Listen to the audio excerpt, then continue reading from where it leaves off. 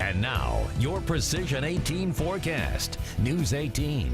Weather from where you live.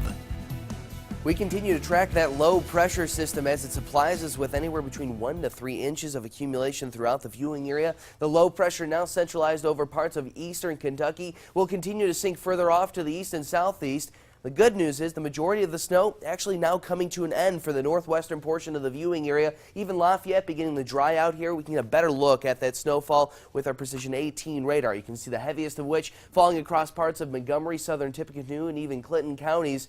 But notice just off to our northwest, this is a little nodule here of that snowfall near Kankakee, Illinois. That is your lake effect snow, and as the low-level jet actually shifts from the northeast to the north and eventually the northwest, that system will begin to move further off towards the east over the next few hours here, affecting parts of Newton, Jasper, Pulaski, even possibly White and Benton counties beginning later this morning and continuing possibly into the afternoon as well. With the snow still falling for some parts of the viewing area, wind gusts as high as 35 miles per hour. Winter weather advisories still remain in effect for parts of White, Cass, Miami counties. That goes until 7 a.m. and we are still expecting travel conditions to deteriorate throughout the entire morning. We had the slush, the standing water on the roads, the parking lots, the sidewalks yesterday. Temperatures warmed up to 38 degrees. Since then, temperatures have plummeted, and that is why everyone is moving so slowly on the Sagamore Parkway traffic camera this morning. The people are out and about, but you need to travel safely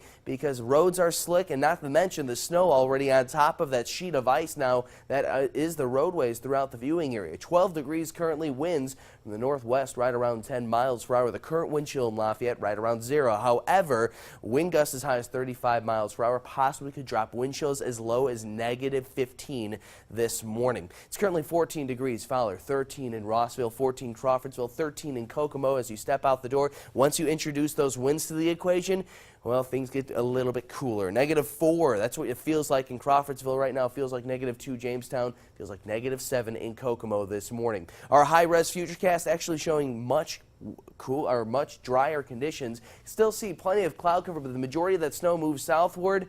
There's your lake effect light snowfall expected, possibly supplying northern counties with another inch or two before the day is up. I'd even like to see a little more snowfall here on our high-res futurecast. Once that system really breaks up, moves off to the south, we'll eventually see more cloud cover ahead of another system of snowfall for tomorrow. 1 to 3 inches of accumulation. That's what we're expecting really throughout the entire viewing area. The darker blue to our south, to the north, that's 3 to 5 inches, so possibly as much as 4 inches for our northern counties thanks to that lake effect snowfall. We'll hit 14 degrees for an afternoon high temperature. We've actually already hit 27 right after midnight, cooling down to around the single digits for some parts of the viewing area this morning, bouncing back up to 14 later this afternoon. We'll hit 11 degrees by 5 p.m., dropping to 3 by 10 p.m. with overnight lows headed below 0. -4 in Lafayette overnight tonight into tomorrow morning. Wind chills will be as low as -10. Tomorrow, I mentioned that next chance of snowfall, possibly another inch of snow with the passing low pressure system tomorrow. Afternoon highs right around 18